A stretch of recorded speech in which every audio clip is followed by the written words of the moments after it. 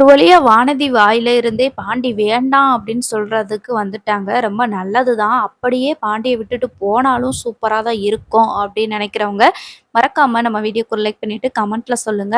வானதி வந்துட்டு மனசுக்குள்ள என்ன நினைக்கிறாங்கன்னா, இந்த சேரன விட இந்த ஃபேமிலிய நான் தான் நல்லா பார்த்துக்கிறேன். குறிப்பா பாண்டிய நான் தான் நல்லா பார்த்துக்கிறேன் அப்படின்னு நினைக்கிறாங்க.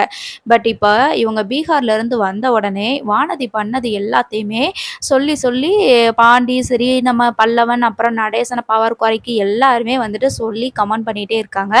இது எல்லாத்தையும் பார்த்துட்டு இருந்த வானதிக்கு வந்துட்டு பயங்கரமா மனசு கஷ்டமாயிருது.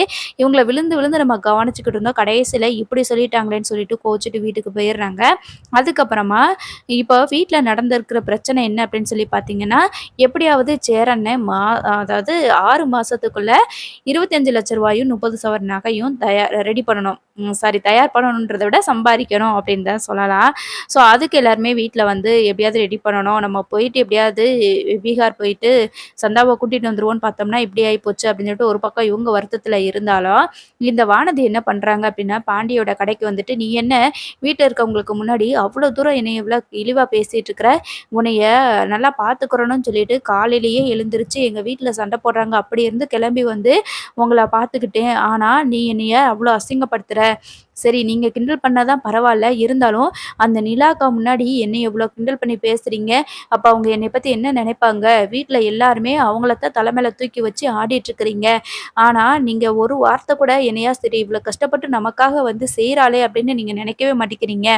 நிலாக்கா வந்ததுமே உடனே உங்களுக்கு என்னதான் தோணுமோ, அப்படியே என்னைய வந்துட்டு திட்ட ஆரம்பிச்சுடுறீங்க." அப்படி இப்படின்னு சொல்லிட்டு வானதி வந்து சொல்லிட்டு இருக்கிறாங்க. உடனே பாண்டி இருந்துட்டு, "என்ன அறிவு இல்லாம பேசிட்டு இருக்கிற? அவங்க வந்ததுக்கு அப்புறமா, "என்னத்த சொன்னோம்? நீ பண்ணத தான சொல்லிட்டு இருந்தோம். பல்லவன் என்ன சொன்னான்? அவன் ஏதோ சும்மா தான சொல்லிக்கிட்டு இருந்தான். இதுல என்ன இருக்குது?" அப்படின்னு சொல்லி சொல்றாங்க. இதே மாதிரி நீங்க நிலாக்கா சொன்னா நீங்க செய்வீங்க. இப்படிலாம் கலாய்ச்சிட்டு இருப்பீங்களா? அவங்களுக்கு தான் சமைக்கவே தெரியாது.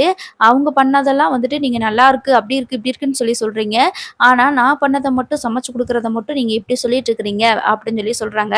எப்படிதான் இருந்தாலும் அந்த வீட்டுக்கு கல்யாணம் பண்ணிட்டு வந்த உடனே வேலையா அந்த நிலாக்காவ அந்த வீட்ட விட்டு விரட்டுறது தான் என் வேலை அப்படின்னு சொன்னவுமே நம்ம பாண்டிக்கு கோவம் வந்துருது. பார்ப்போம் அடுத்து என்ன நடக்குதுன்னு.